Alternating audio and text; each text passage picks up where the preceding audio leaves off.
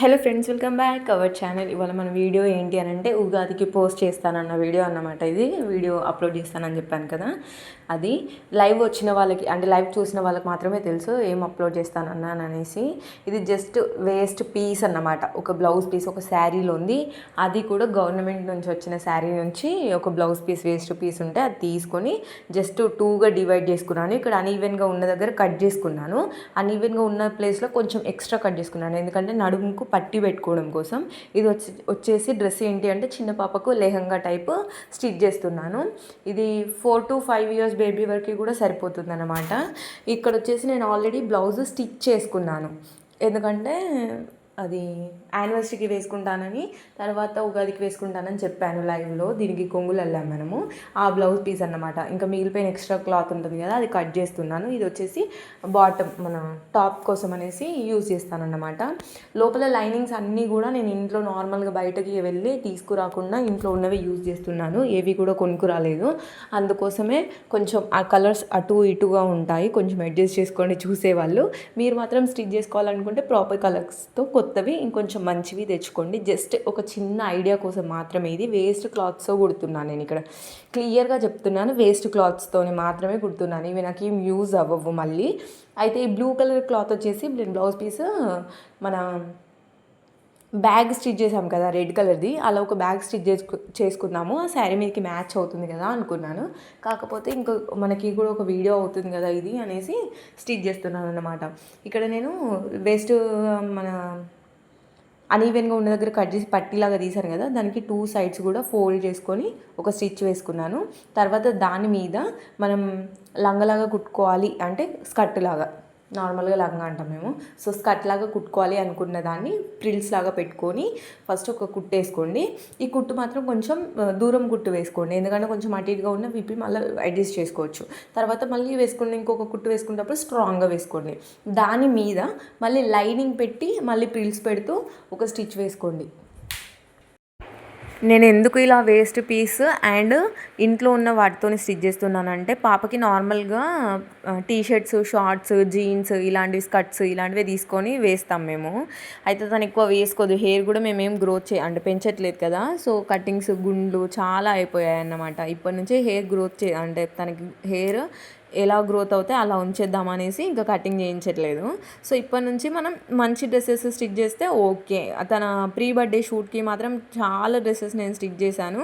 Photos next లేదంటే ఇక్కడ add చేయడానికి ట్రై చేస్తాను, ఫొటోస్ ఉన్నాయి. సో అలా ఉంటుంది అన్నమాట.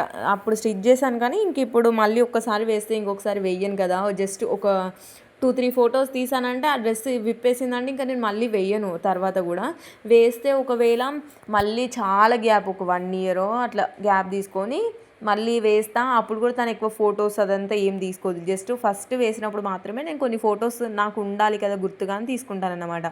అందుకోసం మాత్రమే ఈ డ్రెస్ నేను స్టిచ్ చేస్తున్నాను. ఉగాదికి ముందు స్టిచ్ చేశాను, యాక్చువల్గా నేను అప్లోడ్ చేయలేదు. కాకపోతే ఉగాదికి కూడా తనకి డ్రెస్ వేయలేదు నేను. సో తను నార్మల్గా టీషర్టే కొత్తది, టీషర్ట్ అండ్ జీన్స్ వేసుకుందన్నమాట. సో తను బాయ్ కట్ ఉంటుంది కదా ఫేస్, ఎక్కువ గర్ల్స్ డ్రెస్సెస్ వేయమన్నమాట. అందుకోసమే ఇట్లా వేస్ట్ పీస్ అయినా ఒక్కసారి వేసి జస్ట్ తీసేయడం కోసం మాత్రమే, ఫొటోస్ కోసం మాత్రమే నేను డ్రెస్సెస్ మ్యాక్సిమం స్టిచ్ చేస్తాను.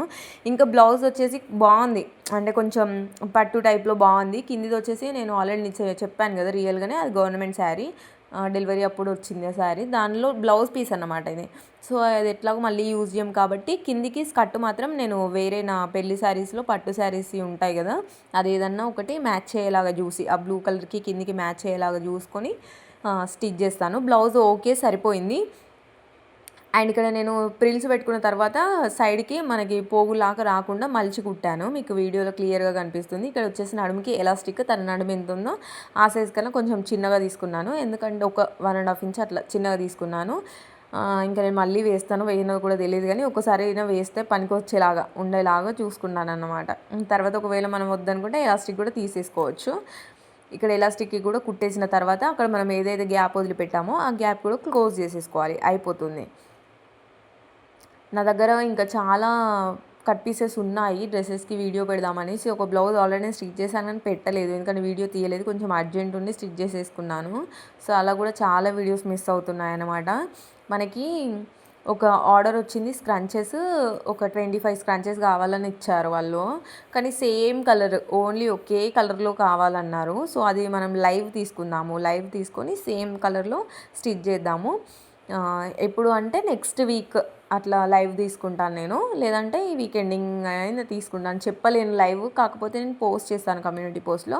ఇక్కడ బ్లౌజ్ పీస్ వచ్చేసి నాకు అనిపించింది తర్వాత బ్లౌజ్ స్టిచ్ చేసిన తర్వాత బాగుంది కదా, వేరే కలర్ అంటే ఓకే కరెక్ట్గా మ్యాచింగ్ లైనింగ్ తీసుకొచ్చి స్టిచ్ చేస్తే అయిపోయి ఉండేదేమో, ఇంకా కిందికి వేరేలాగా స్టిచ్ చేసుకోవచ్చు కదా అని మొత్తం స్టిచ్ చేసిన తర్వాత రిగ్రెట్ ఫీల్ అయ్యాను నేను.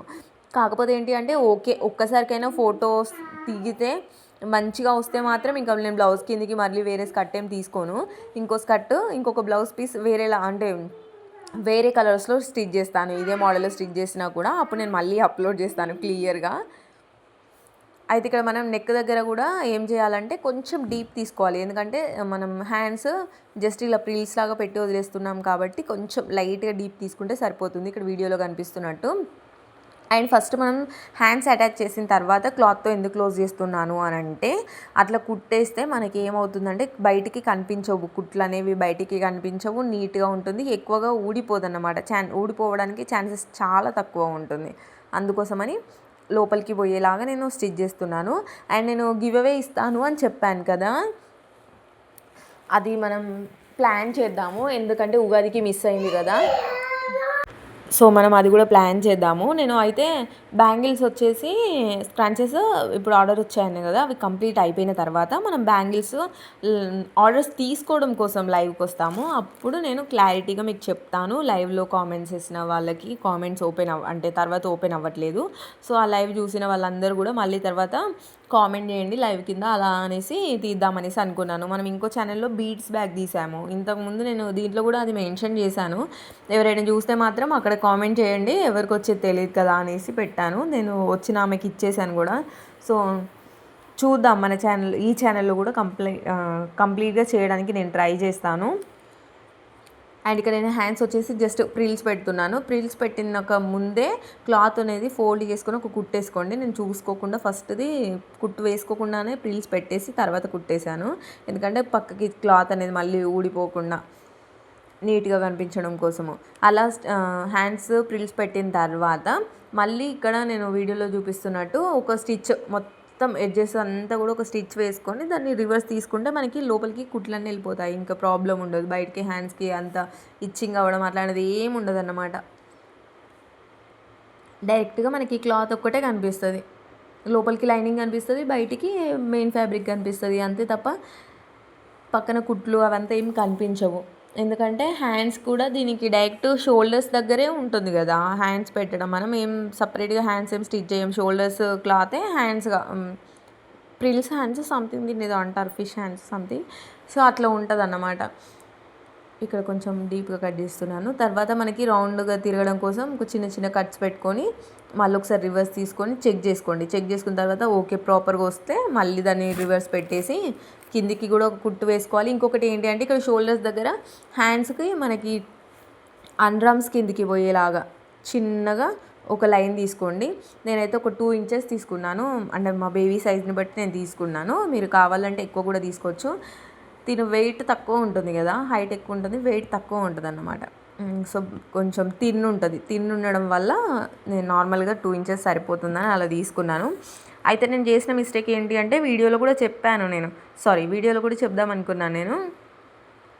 బ్యాక్ సైడ్ హుక్స్ అయినా జిప్ అయినా పెట్టుకోండి, నేను పెట్టలేదు, ఎందుకంటే తనకు వేసి చూద్దాము, ఇట్లా పట్టకపోతే ట్రై చేద్దాం అలా అనుకున్నా.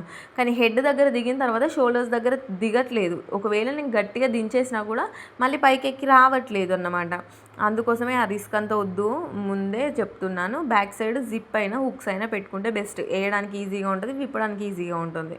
సో నేను అదొక మిస్టేక్ చేశాను, అదొకటి మీరు అడ్జస్ట్ చేసుకోండి. నేను హుక్స్ కుట్టేది ఇంకా చూపించలేదు, కాకపోతే కుట్టాలి, ఇంకా నేను కుట్టలేం లేదు, అది పక్కన పెట్టేసా, ఇంకా తనకి ఇప్పుడేం వేయట్లే కదా అనేసి.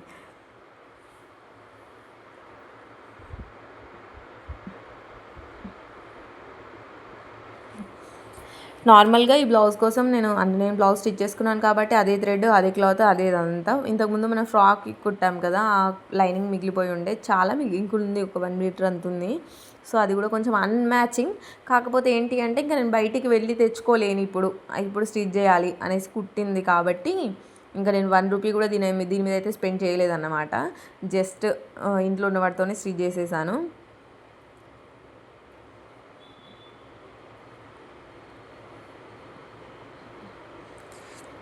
సేమ్ మనకు ఇదేలా స్టిచ్ చేసామో ఇంకా అది కూడా అలాగే స్టిచ్ చేసుకోవాలి. ఇక్కడ హ్యాండ్స్ చూపిస్తున్నాను చూడండి, మనకి ఇలా వస్తాయన్నమాట. అయితే కొంచెం ఎక్కువ ఉందనేసి చూస్తున్నాను సరిపోద్దా లేదా అనేసి. బ్యాక్ సైడ్ వచ్చేసి ఏం డీప్ తీసుకోవాల్సిన అవసరం లేదు, నార్మల్గా జిప్ పెట్టుకోండి సరిపోద్ది, లేదంటే హుక్స్ అయినా పర్లేదు, కానీ ఏదో ఒకటైతే కంపల్సరీ పెట్టుకోండి. అండ్ ఇది కూడా మనం ఫస్ట్ లోపలికి మలుచుకునేలాగా హ్యాండ్స్ ప్రిల్స్ పెట్టుకోవాలి. ఎందుకనంటే మళ్ళీ మనకి రివర్స్ చేసినప్పుడు ప్రిల్స్ దీనికి కూడా లోపలికి వెళ్ళిపోవాలి, బ్యాక్ సైడ్ ఫ్రంట్ సైడ్ రెండు సైడ్లు కూడా లోపలికి వెళ్ళిపోవాలి. కాబట్టి అదొకసారి చెక్ చేసుకుంటే సరిపోతుంది, అంతే, ఇంకా ఏం లేదు.